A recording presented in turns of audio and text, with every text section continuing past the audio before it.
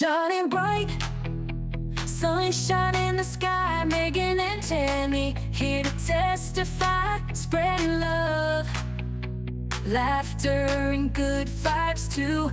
The Fat Girl Chronicles, we're breaking through. No more. Hey, I'm Tammy, And I'm Megan. and we are the Fat Girl Flippers. Flippers. And today, so if you're watching us on YouTube, sorry, I just even noticed I apologize for my appearance today. I don't even have makeup on. Oh my gosh. and we didn't even say this is the Fat Girl Chronicles. Yes, it's been an evening, I think. Yeah, we're both or kinda, day.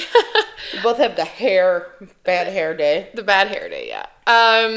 Okay, so if you're watching us on YouTube, please subscribe, click that bell so you're reminded every Friday that our beautiful faces are around.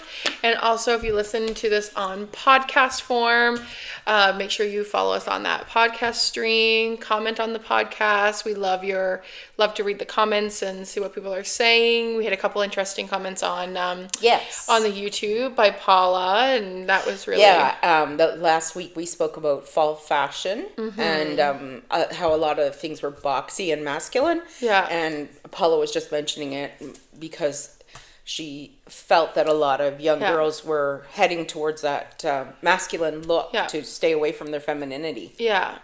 So that was interesting. Interesting take on that. Yeah. So we always love when we hear back from people, and we did also get some comments. I apologize, we didn't post all the pictures. I'm so sorry. Last week was a little bit chaotic. If anyone who knows my personal life knows that I have been working like 2 different positions, and anyway. Enough of the excuses. I just want to let you know we're sorry, and I was really super busy, so we just kind of... I had a discussion with Paula about that too, but I don't know how you managed to pull it all off. Yeah, it was a bit tricky last week, so I'm glad that this week hopefully will be easier, and I don't think we'll be talking about anything that's going to be linked to. Yeah. So that's good. No linking today. There'll be no linking today. There'll be no pictures. This won't be a picture show or I'm a gonna fix link my hair while we do this. Yeah. Okay, so make sure to comment, subscribe, tell your friends. We've been slowly increasing. I think we're almost at 50 subscribers now on YouTube, which is pretty cool. Yeah. So just feel free to share and let people know. Yeah, share the podcast, let people know. Today we're going to talk about... Yeah, today's interesting.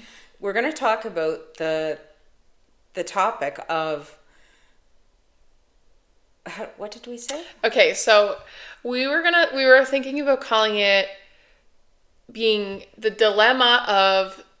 So the selfless, selfish dilemma. Yeah. Like making decisions that are in your best interest but may not be in the best interest of other people or may affect other people in different ways. Yeah. And how you feel guilty about that. And yeah. Yeah. Yeah, no, I think because we talked a lot. We talked in another podcast. Well, we've talked about mental health. Yeah, and this kind of ties. This is a mental health issue as well, I believe. Yeah, of course, and it also ties into the boundary setting thing. Yes. That also kind of ties into it a little bit. So it's not necessarily going to be a recap. We are going to discuss new things, but you'll definitely it'll all kind of blend a little bit. Yeah. So, did you want to start? Did you want me to start? What are your thoughts on? I mean, for me personally, I've been struggling with trying to make decisions that are the best for me so that I can be the best person. To put myself out there in humanity and be the best person I can be. And sometimes I feel like doing what's best for me does not always result in feeling good. Even though it might be intended to make me feel good, it doesn't, my guilt radar doesn't allow me to feel the way I should feel, I guess, from it. Because sometimes I think that we don't always do what's best for ourselves because of that. Yeah. Yeah. And I mean, we are the fat girl flippers, and we talk about being plus size and things like that. And I think that tying into the plus size is often, we as plus size people are oftentimes people pleasers, just from feeling insecure or lack of confidence in your body or yourself or whatever. So you tend to be like a yes person, or overcompensating. yes. And you feel like you need to overcompensate, whereas other people would just make a decision and not even think about it again. Yep. We tend to take that decision and analyze it to death, and Yeah. did they say this, or did I say this, or did we do this because of this, or so there's that. I think that ties into it a lot, that we make decisions. Now, I was saying this to you earlier, like for dating, for example, or sex and things like that. As a plus size woman, sometimes you will make decisions that maybe if you were a normal body size you wouldn't make. Yeah. Trying to overcompensate. Yes. Yeah. I feel like the dilemma that I think about, like when I think about this sort of thing, is, can you be selfish and selfless at the same time? And like when I think about, so in my circumstance, one of the things I think about is, thank you. Fidgets. Actually, you might need to talk for a second while I go grab some water, because I can feel a tickle in my throat. All right. Feel free to chat amongst. Chat amongst yourselves. Hi. We have the kitties, which we use for fidgets. Fidgets, yes. We both like fidgets. Actually, at work today, this is a total side note. I've started hosting once a month thing called you did that today? Thursday. Yeah. Thriving Thursdays. And we did calming jars and coloring today. I just invited the office to come in and, hang out. It was fun. That's a really cool thing. Yeah, it was really fun. So I guess my question is, can you be both selfless and selfish? And in my scenario, Go ahead. I'm just going to look up the definition of selfless. Yeah. In my head, I think about some of the relationships that I've had, or that I have. There's certain people in my life that, a year or two ago, I would, they were not kind of my everything, but they would definitely get a lot more of my attention.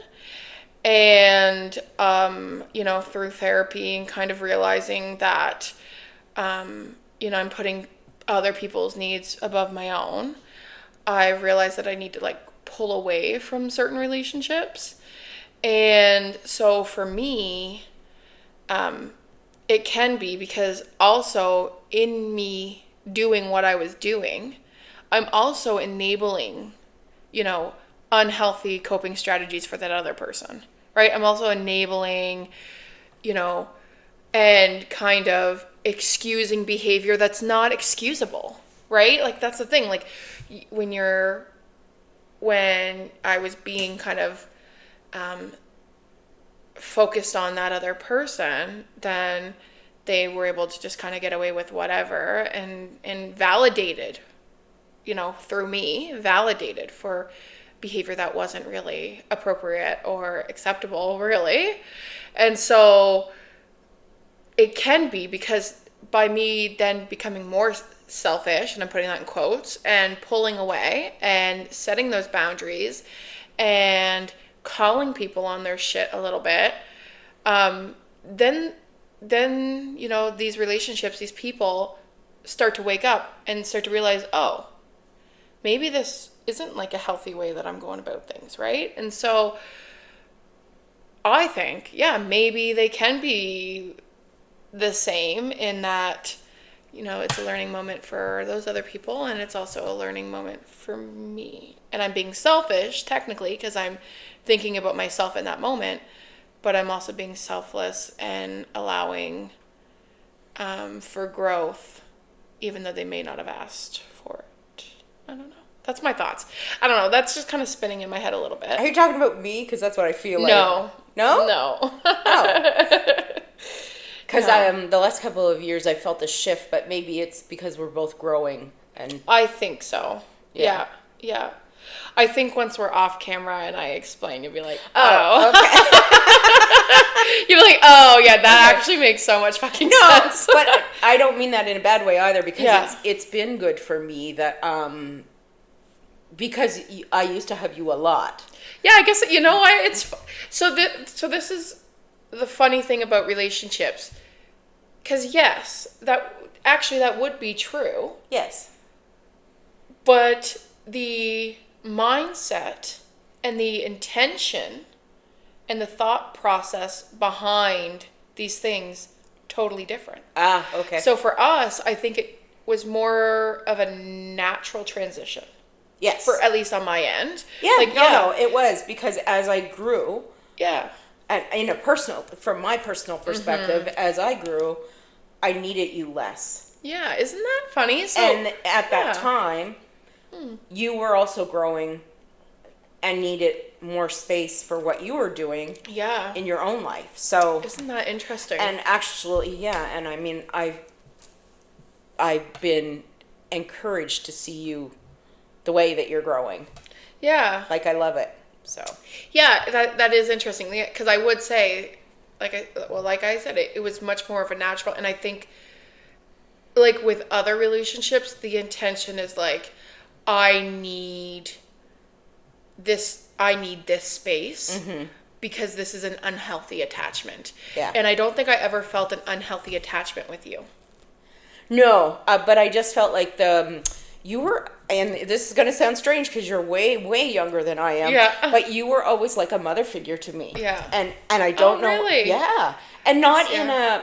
in a that I felt like you were old. Yeah. Just that I felt like your maturity level, like I felt like you were someone I could always ask things, and you Yeah. always had the right response. Like, Yeah. because I've been in bad places. Yes. In case you guys don't know, you know, I had some severe mental health issues, and I will be honest and talk about that. I went through some really hardcore counseling. Got a lot of help. And had a lot of trauma. And yeah, and I've had a lot of trauma. And Yeah. Megan's been there every step of the way. And I really thank her for that. But she's not my babysitter, and she's not my mommy. But at times it felt like you were my only lifeline. So, I guess, you know what though, when I think back to it, and I think things changed during COVID. yeah, we got really close during COVID. We were very close. And then, but then school for both of us, and Yeah. we naturally. oh yeah, remember Right? when you did that program? You did really, yeah. Yep. You liked that, I did. yeah. Yeah, that's true. And then it kind of transitioned out. Yeah, isn't that interesting? Yeah. Yeah. But yeah, no, not talking about you, but yeah, after.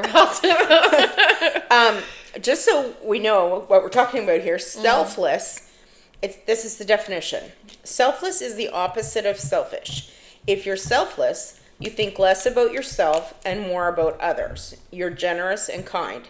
Being selfless is similar to being altruistic, another word for giving to others without looking for personal gain. I'm giving to those relationships so they can have some growth. Yes. Grow, people. Grow! Have some growth. Here's some fertilizer. Oh, interesting. So selfless is like without any sort of. Yeah, with like you're being no strings attached, giving. Yeah. Yeah. Do you feel like you've ever in your life been completely selfless? 100% in its truest form? That's a hard. I think yes. Like Okay. and I think we've done that together when we've done.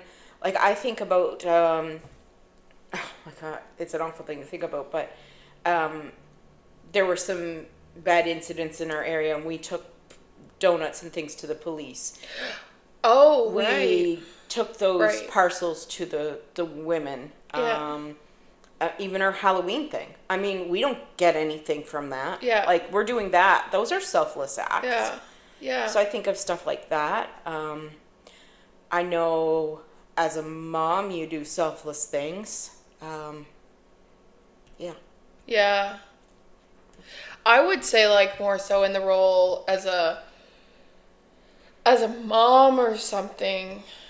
Because then some people would say, okay, so like selfless, like if you do a nice act then you feel good, so is it really selfless because you're still getting something from it? And like that's really like philosophical. Like we're going like way into like philosophy. If you're doing things just to feel good, or if that's what your outcome is and you're not doing it just for the person that you're doing it for, then that's not selfless, right? Yeah. That's selfish. I think that again comes back down to Both? intent. Yeah. It would come back down to intent, right? Like Exactly. I'm going to give these donuts to the workers because that's going to make me feel good. I don't really care whether they eat, versus, oh, I really want, they need to have a snack, they deserve a snack. Yeah, and then because you they've been feel out good here about for it. hours and whatever. Because Yeah. I think that was the intention with Yeah. us. Anyway. Because the thing is like, you can't not feel anything. No. I mean, I've definitely felt numb before. Like, I understand that some people really struggle with feeling, but generally speaking, it would be hard just to do something and what good or bad and not feel anything. So, like, in that sense, then there'd be absolutely no such thing as selflessness, because there would always be an emotion behind it, usually. This is like philosophy 101 this turned into. It is. Yeah. Soon we'll be talking about, remember that, like, the trains? You have to save one person versus 100. One person you love versus 100 people you don't know. Who do you save? Yeah. Huh. So selfless. Yeah, so I would agree. Like, what we did with the donuts. And there are, like, as a mother, I think of the times you do selfless things. Mothers, generally, not all mothers, but most mothers tend to do selfless things for their children. Yeah. And make decisions that, might hurt them in the end. Yeah. But it might be in the best interest of their child. So Yeah. they do that. Yeah. I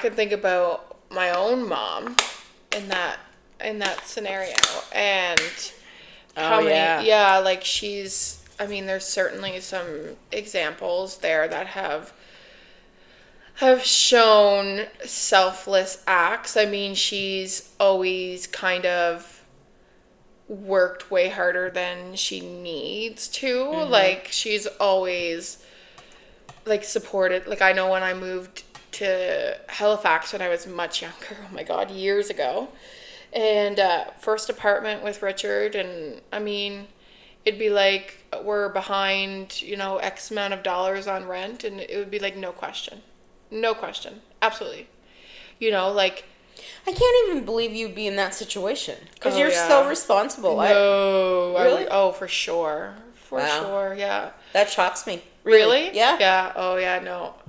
And like things like, even things like having conversations around IVF, and pregnancy and everything like that, and like my sister looked at me and is like, I mean, if it comes down to it and you need like a surrogate or something, like I'll do it. Like, you don't, no questions asked. I'll be the body if I need to be, type of thing, right? So like, again, that is really selfless. Like, I mean, that is like, we're talking pregnancy type of thing, right? So things like that, or like mom, willing to make things happen so that way I don't have to worry about, oh my God, how am I going to afford 20 grand, people? For anyone who doesn't know, a basic round of IVF, $20,000. It's about $10,000 for the procedure and another 10 for medication. So that's, a reality. I don't know what it's like in other provinces or other countries, but in Nova Scotia, you're looking at a minimum of 20 grand. Yeah. right? So I think about those things when you say mothering, like Yeah. those are really selfless acts. Yeah. Do you want to say any? You look like you're thinking. Everything is so close to the surface emotionally right now for me. Yeah, that's why I'm like, you can talk, you can It's mention. really hard to, that's the conversation about this came up because of some feelings I've been having and Yeah. struggling with myself. And I've been working through it in therapy and trying not to beat myself up for making choices that I did. And it's hard. It's hard to not beat yourself up all the time. I would also say that for anyone who has made a decision in the past, that you act with what you know. You do with what you know. I had that discussion today with the counselor was you do the best you can at the time with the knowledge that you have. Absolutely. And there is no way you could have done any better because you didn't know any better. Yeah, exactly. Or you didn't know what the not doing something selfless to help somebody else and not knowing what the outcome is going to be, and the outcome could be something good, could be something bad. That's hard too, because if it ends up being something bad in the end, then you have that guilt of I made a wrong decision, right? And that's hard. Yeah. So it is hard to be selfless. Of course. Yeah. Of course it would be, right? I think we're human, and as humans, we want what we want. Mm-hmm. And I think that we become a society of want instead of a society of giving and loving other people. And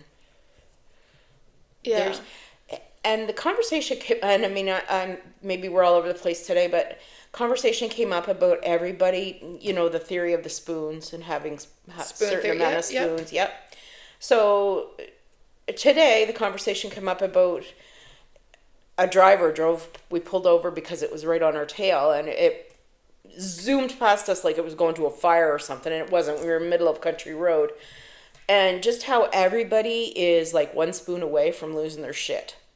That's how it feels in society. Mm-hmm. And then we come back and drive into town, and there's this man who's walking down the street with a devil mask on, carrying a big stick and a black hoodie and black pants, and swinging a stick around and screaming with a devil mask on. Like, I'm like, if a child was walking down the street, they'd be terrified. Like, yeah. Oh, absolutely. And I'm just like, what is going on with our world? Like, yeah, I would say, first off, just briefly, anyone who's listening to this is like, what do you mean by spoons? It's basically... yeah, tell the spoon theory. Yeah, so basically it's like when you wake up in the morning, like let's say you just wake up at 8 a.m., you've only got a certain amount of spoons that day, and those spoons represent like your energy. And so your spoons can change. So like today I feel like I have like 5 spoons out of 10. Tomorrow I may feel like I have 8 spoons out of 10, and then Saturday I might feel like I have 1 spoon. So it changes per day. And when you do something, the more you do, the more spoons you use. You use, right? Like, so for some people, if they've got 5 spoons and they go to the bathroom, they brush their teeth, they use the washroom, they take a shower, whatever, that might take 4 spoons. That may take 4 spoons. And so I think what like you're saying is, life has become really hard for people. Like with the people are struggling with the cost of living, with the cost of food, and that's increasing mental health concerns. And so I feel like people are just like 1 spoon away from like losing their shit. Yeah, like to get through life is costing people more spoons. Yeah, just basic necessities. So you're already starting out, you may be at a deficit with your spoons in the morning, right? You may have to keep pumping yourself up I feel like a video game sometimes, like I'm level up my spoons. It's weird the things I think about in my head because that spoon theory sticks with me. So I literally envision my body having these spoons inside of it. Yeah. And like you see on your like battery power and everything, how many Yeah. and that's, I sometimes visualize that in my body of how many spoons I have. Yeah. And if my spoons are getting low, then I know I have to do something to rejuvenate the spoons. Yeah, exactly.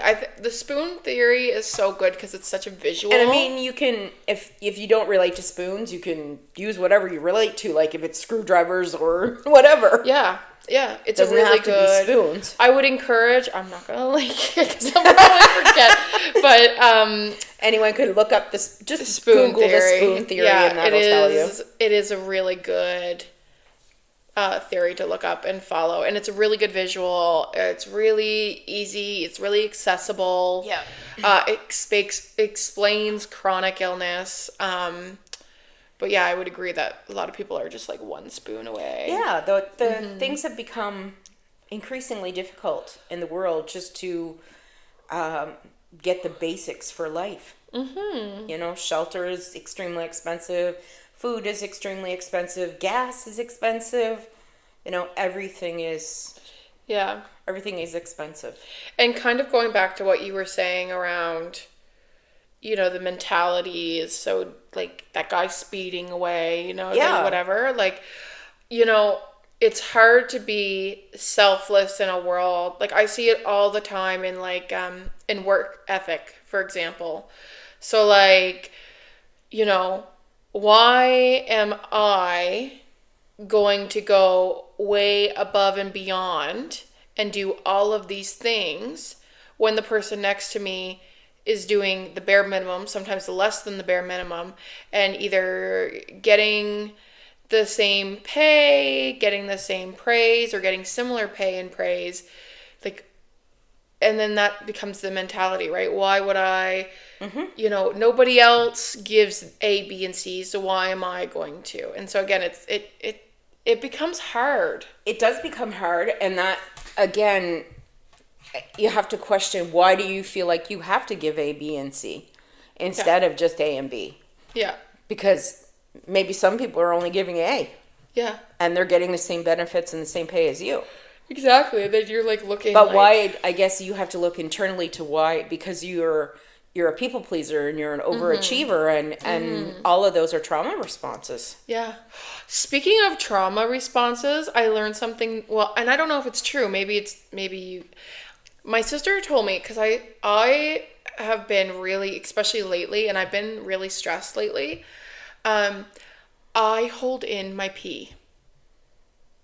Like, if I need to pee, I will hold it in as long as I humanly can. Like, I will, like, literally, I'll say I'll have to pee leaving to go to work. Let me tell you, Yeah. not to do that, because look at where I'm at now, and that's Right. exactly, I did that for years. But so I learned this week that holding in your pee is a trauma response. Why? Oh, Google it. Is holding. She said it was something to do with, like, your needs weren't met as a child, or like Google, like, holding in. We're going, like, way off track, but I would be curious. I can't remember how she phrased it, but if that's true, it really got me thinking, because that would make also sense with you.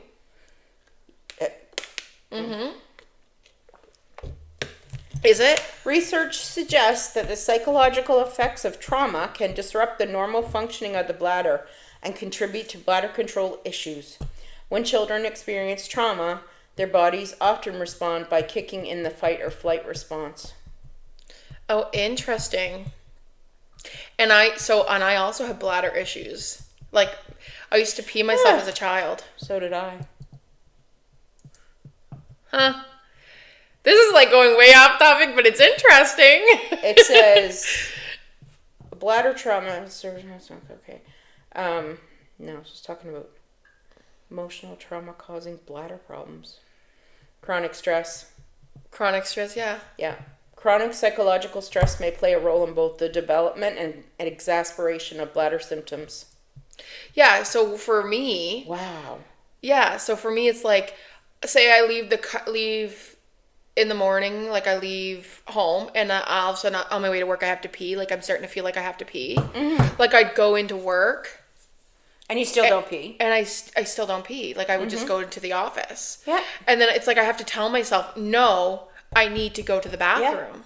Well, I hope, please do that. Yeah, well, I've been, ever since she said that to me, it has really, like, resonated with me. Yeah. Like, really. Well, okay, today would be an example. I went to my meeting, and I had to pee the whole time, and I came here and I peed. Yeah. And let me tell you something about Megan. Every time she comes to my place, and I think it's because it's comfort. It could be. Every time Megan comes to my place, the first place she heads is the bathroom.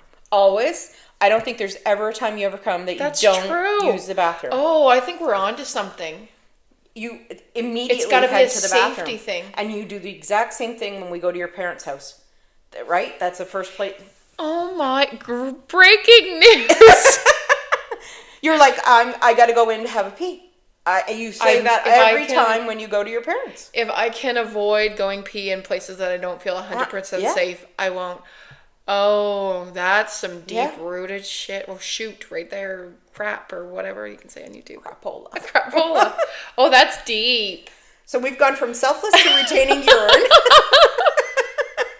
But that is interesting. I guess we're talking about trauma responses too here, which is also can be like is very interesting because it can be related to being selfless or selfish. Yeah. I think a lot of times that we feel like we're being selfish if we do anything to help ourselves, like self-care. And I don't mean like a pedicure or like mental self-care or any kind of work on ourselves. Yeah. That may, again, it's setting boundaries sometimes. Yeah. And that doesn't always look good to the person that you're setting the boundary with. Yeah, that's the thing. It doesn't always look like a positive thing. No. So sometimes it's difficult. Yeah, and we've talked about, when you do start to set boundaries with people who aren't used to those boundaries. Yeah, it's difficult. Yeah, and I guess it makes sense, especially like, so for, us, for example, like, or anyone else, the people that I would have set, the people that I'm thinking about, the relationships that I'm thinking about, when I've set the boundaries, they've also had substantial trauma. So it's like, then they would instantly take that boundary as do you hate me? Mm-hmm. Like, right? Because that's their trauma response. That's the overthinking part of trauma. Yeah. Rumination. Yeah, and trying to kind of, and the other thing about being, because that's where my mind goes. If somebody like sets a boundary with me, I'm immediately like, what did I do? You know, that's I must have done something wrong. Yeah. And I think comes from you know. And I think when we think about selflessness, part of what we gain from, or what people with trauma, significant trauma, might gain from that is, when you develop trauma, usually as in a childhood perspective, like you are raised to kind of gauge emotions and moods. You become hypervigilant to that. Hypervigilant. You try to always kind of make things either neutral or good. And so you're the peacemaker. You're the peacemaker. So then when you, in adulthood, are overtly, quote unquote, selfless, one of the selfish gains to that is that you are creating an environment where it is neutral and good because you're being selfless and other people are reaping those benefits. Right? So in some cases, being selfless can result in, if other people take advantage of the situation, it can lead to, not a good outcome. Yeah. Like an example would be, picking, this wouldn't result in any of the work I do or you, but like picking up, somebody's really struggling, so you pick up a lot of their extra shifts, right? Like that's selfless, right? Like you're doing that because they're struggling. I guess you would get like financial compensation for that, so I guess it's not like a amazing example, but But then you also get to keep everything kind of neutral, right? You get to keep everybody happy. Oh, that is so interesting. When you think about it. Very interesting. Like, what are the benefits of being selfless? Praise, feeling good. But then also feeling bad, because if you're selfless and being taken advantage of, then you can feel bad about it. Or if your selflessness is for another person, but it hurts you. Yeah. Then, because that can happen. Of course it can. Yeah. Yeah. Yeah. Of course, especially if it's Being being selfless taken advantage of. can have detrimental effects on your mental health too. Like, it's not always, being selfless is not always going to be a good an act that feels good. Yeah. Well, and I think that's important too, Right? because I think a lot of people associate selfish is bad and selfless is good. Yeah. Even though that's not the way our world works in No, reality. but you can make a decision that's selfless, but it can hurt you. Of course. Yeah. So it can it's- be negative. yeah, it's not necessarily just about, okay, I'm going to go out and do some charitable things today, or I'm going to, like, it's real life situations where you're making decisions that may be in other people's best interest, but not your own. But it's the right thing to do, Yeah. I guess. Yeah. Yeah, no, that does make sense. I mean, I do think it's important that, to normalize being selfish, because I do think that there's this, like, kind of altruistic, it's weird because our society is very individualistic and very selfish in a lot of ways, yet we sort of, and maybe it's because not a lot of people practice it, that we kind of idolize it, but a lot of people idolize, being altruistic, being selfless, thinking about others. Like, that's certainly very idolized, but it's not practiced a lot. And so it's interesting that being selfish is considered, like, I mean, when I think of selfish, you think someone's like, oh, you're just being so selfish. They're just so selfish. It's always in a negative connotation. But sometimes being selfish is survival. Yeah, well, and sometimes being selfish is to help you and protect you. There's instances where being selfish is in your best interest. Right. And I mean, the thing too is that, like, being selfish, like everything that we do in life, there's always ripple effects. And so, when I think about being selfish and doing something for me, that the ripple effect is that maybe I'll come to your house and I won't be so tired. Or maybe maybe Richard will get to spend time with me that is not filled with me trying to, like, get a million things done on my phone or my laptop, or, like, and that has a positive impact on you, has a positive impact on Richard or whoever.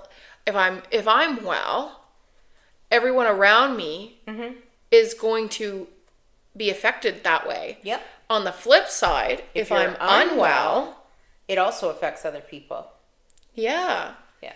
So maybe selfish isn't negative, and we should be practicing that more. Practicing taking care of our needs more. I don't know about you, but I find that hard. It's really, really hard.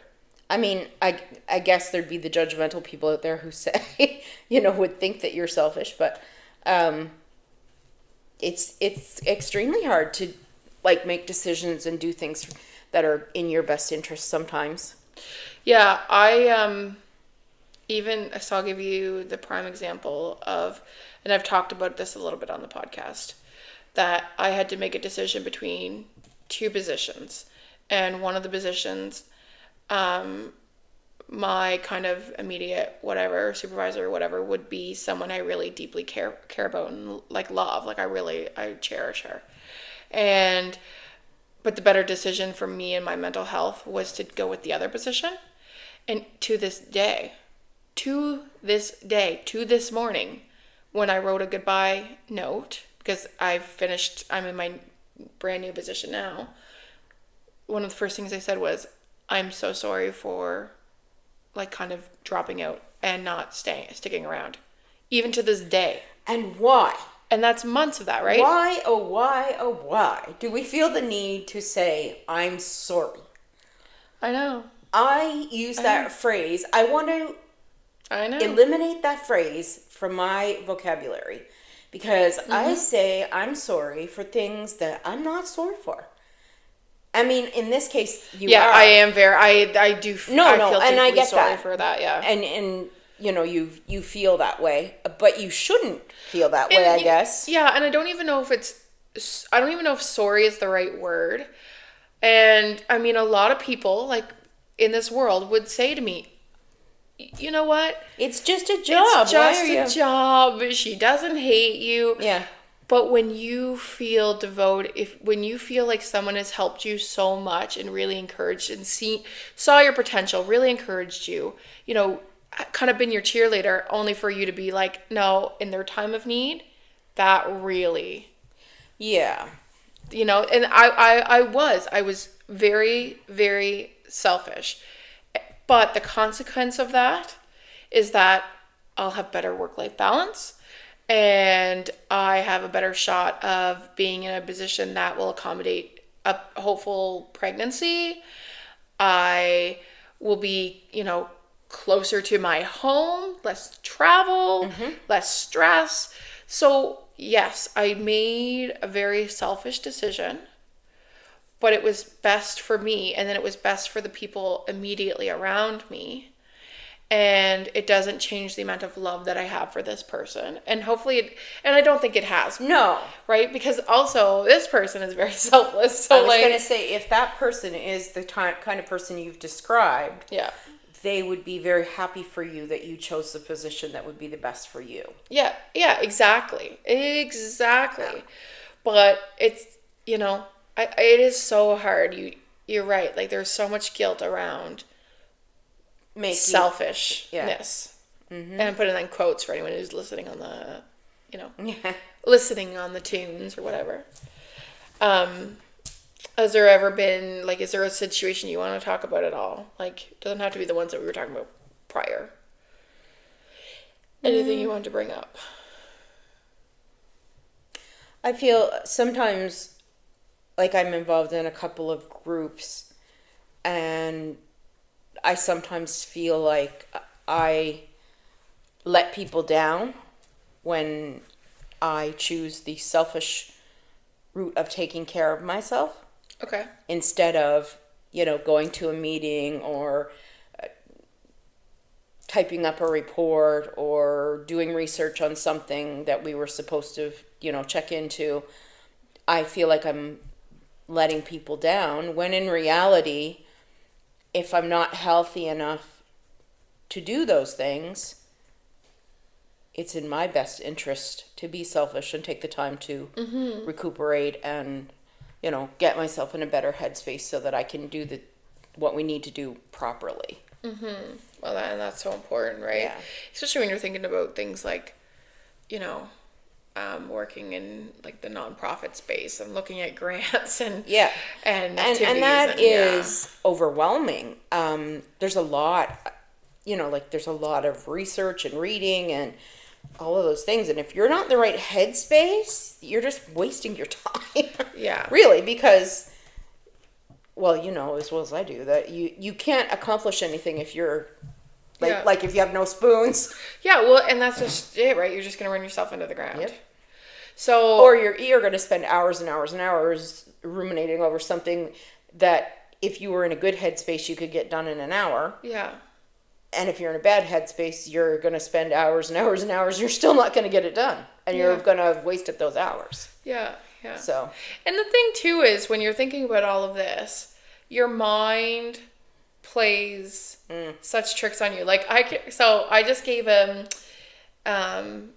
like that fat phobia presentation or whatever in my whatever. And I left that not feeling horrible, but also very nervous because I was mindful. What is this garbage? I know. She keeps kicking it. Sorry. No, that's okay. I was mindful while giving the presentation that I was hired for a role that my main component of the role is to facilitate workshops. So, you know, when I first agreed to it, I was like, oh, this is going to be fun. I love talking about this topic, whatever.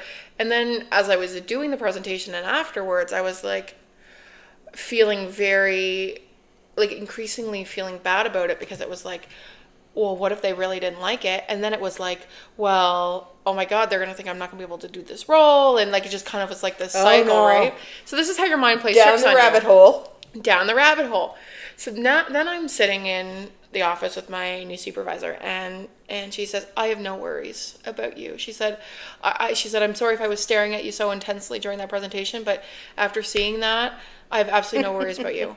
Now, I had spent hours figuring out that they're going to know that I'm not going to be good enough for this role. They thought the presentation was awful. It was too this, too that. And those are hours that you cannot get back. Yeah. And so the same thing goes with, so you might say to someone, I cannot participate in this group activity. I cannot write this grant proposal because I'm not in the right headspace. And then you're telling yourself, I'm being selfish. They hate me. They don't want me in this anymore. group. They think I'm lazy. They think I can't do it. All these things. When the reality is, they probably were like, okay, and went about their day. Mm-hmm. You know, they may not have even thought twice about it. Yeah, because if I was in that situation and somebody said that to me, yeah, I wouldn't think exactly. that. I would just think, okay, they just need some time. Exactly. You know, like I wouldn't like worry about it or be mad, or I would just think, okay, well, you know, we'll figure it out type of stuff, right? But when it comes to yourself, I know. You want to say the worst things ever. I know. And I have to admire, like, it's funny with Richard, like, he doesn't have that same response that me and you have. I think that's a man thing too. I don't know what it is, but it's funny because he, like, so say Glenn yells up, and which is the father with our father-in-law, and he says, Richard, can you do A, B, and C? And Richard's busy doing something right now. Every second that passes, I'm panicking. Oh my! I'm panicking God. because because that need, right? That need to constantly please. And he's just like, yeah, I'll get to it when I get to it. Or sometimes he'll be like, no, I'm not. Or, I mean, he usually does help out, but, you know. I am the exact same way. And I admire that about Richard. Like, it's just like, I don't want to do it. What do you mean you don't want to do it? You don't get that option. Like, what do you mean you don't want to do it? Like, you just do it because you were told to do it. So, like, do it, right? Like, we just do it. And probably do it faster and better. Yeah, because it's just, because someone said you must do it. I know. It's just like, wow. We're rule followers. Mm-hmm. Mm-hmm. We're not rule breakers. We're rule followers. Yeah, I know. Don't expect any radical breaking out of the box from us, because. But it's just so and I really admire that about Richard. I do, because I would like to think, like, not like even things like as simple as he wouldn't think twice about going back to the house, like picking up McDonald's for me and him, and going back to the house. It has now been a very learned and practiced behavior. If I get a snack for me and Richard, the fact that I'm able to now get a snack for me and Richard and go to the house without a treat for my in-laws, that is groundbreaking. Because before it would be like, you can't just do that. Mm-hmm. Richard would be like, why are we spending all that money? They didn't ask for anything. Well, they didn't have to ask. We're going to get a treat. They had to get one too. Mm-hmm. Like, just wild. I will say just one more quick, this is totally unrelated, but you'll appreciate this. What? Richard went to get a snack the other day at one of the gas stations. And he came back, he was like a little longer than normal. And he had said that it was a female attendant and there was an older man who was like, there was just maybe, I don't know whether it was like maybe some mental health challenge, whatever it was. He didn't seem well.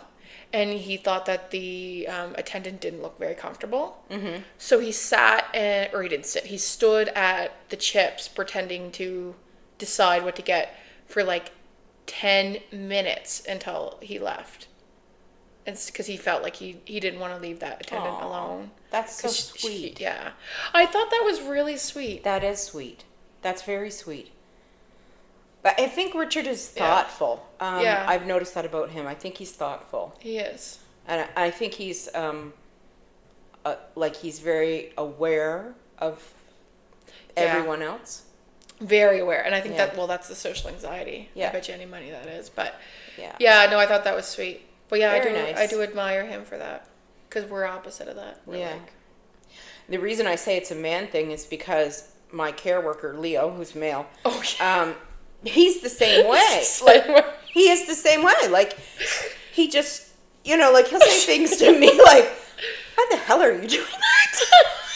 I mean, we have such a great relationship that we can say anything to each other, and I'm like, why? Like, what?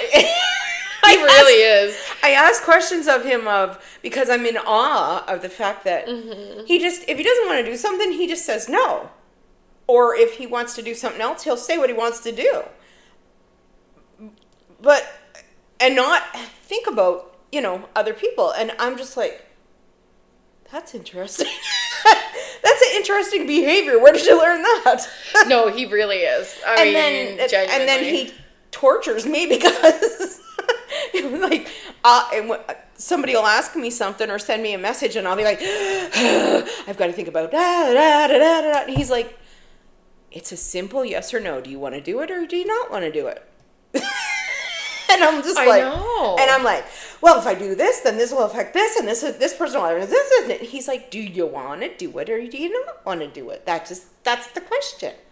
Yeah. And it's basically that's it, right? Like, I know. And he's like, it's totally up to you. And I'm like, but this and da, da, da, da, da. He goes, you're just buying worry. Yeah, thank you.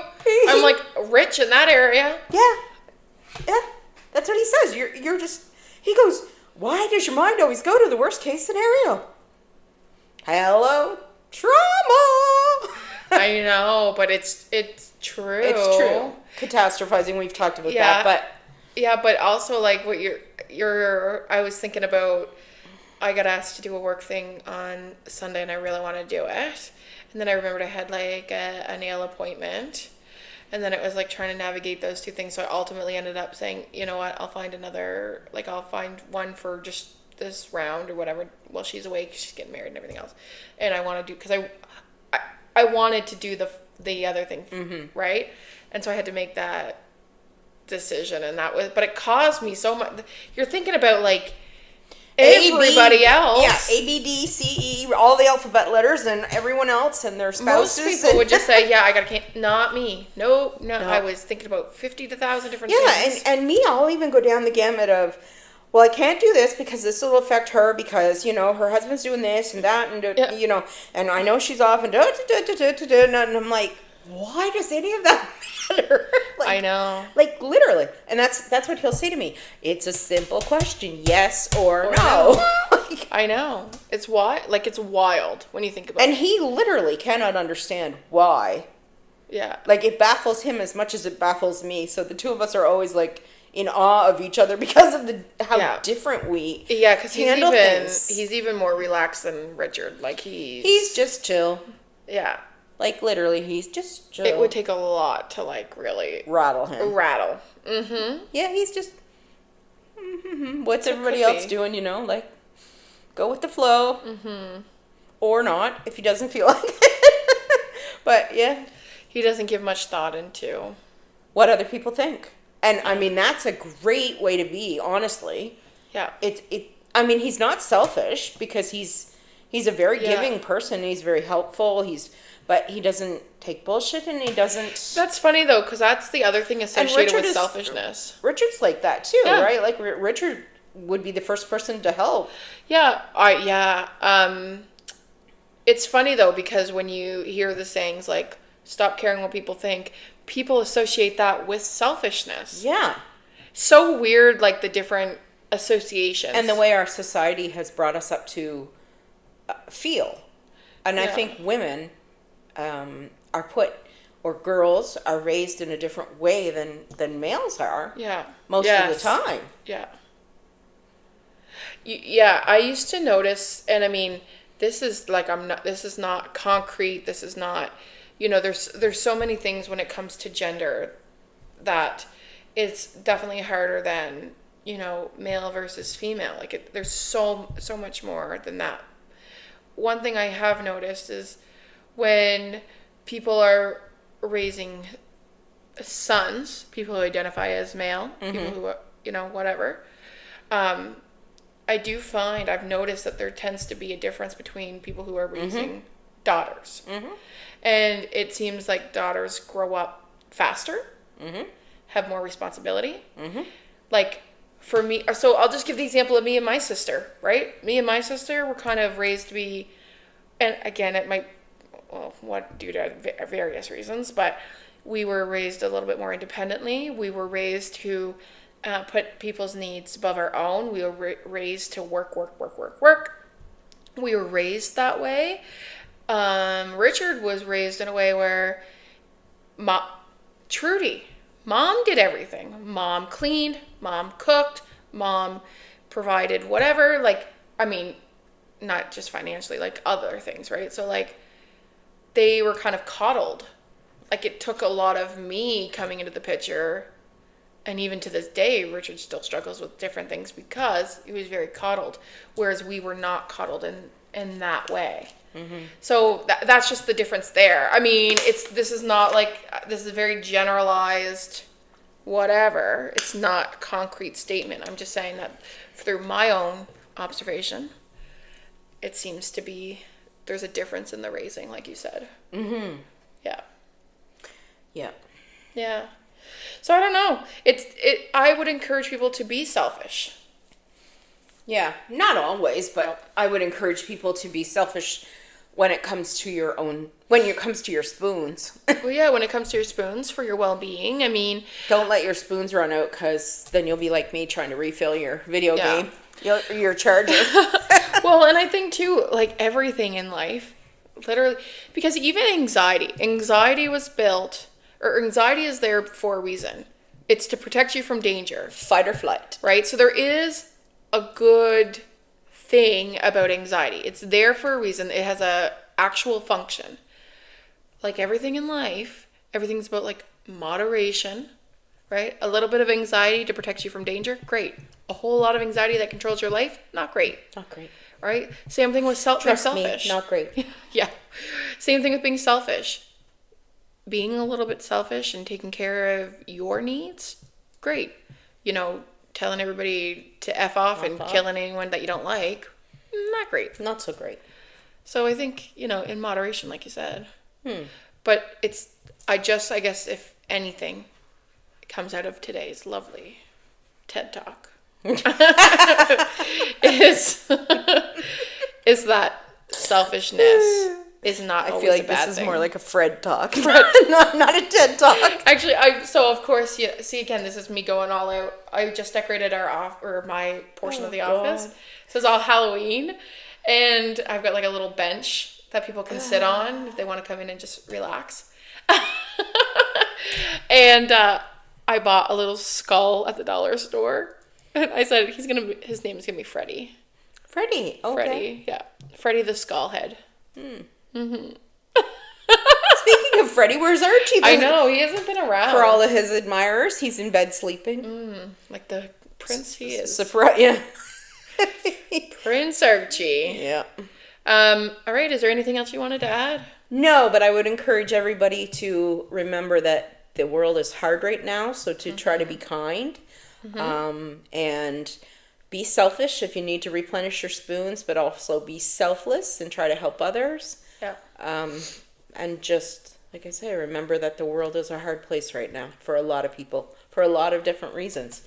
Yeah. So try to take that into consideration. A lot of people are dealing with way less spoons than they had before. Yeah. Oh, 1,000%. Yeah. All right. Well, we'll see you next Friday. And if anybody has any comments, questions, concerns, throw them down in the comments. Bye. Bye. Mwah. Hiding, no more feeling small. We're taking up space, standing proud and tall. Our voice is strong, our stories to be heard, challenging the stereotypes.